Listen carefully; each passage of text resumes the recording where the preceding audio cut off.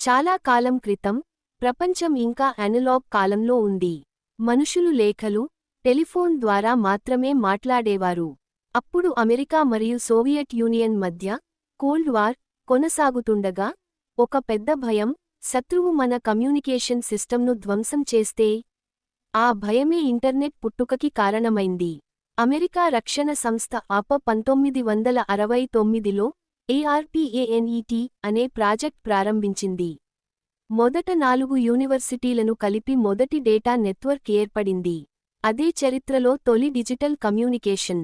తర్వాత wind Surf మరియు Bob కాన్ రూపొందించిన TCP/IP సిస్టమ్ వలన అన్ని కంప్యూటర్లు ఒకదానితో మరొకటి మాట్లాడగలిగాయి, అదే ఇంటర్నెట్.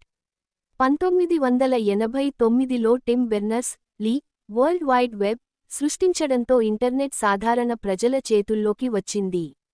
అప్పటి నుంచి యాహూ, గూగుల్, ఫేస్బుక్, యూట్యూబ్ ప్రపంచాన్ని కలిపేశాయి. ఇంటర్నెట్ ఇప్పుడు కేవలం టెక్నాలజీ కాదు, ఇది మానవ కలయిక, జ్ఞానం, మరియు కొత్త ప్రపంచానికి ద్వారం.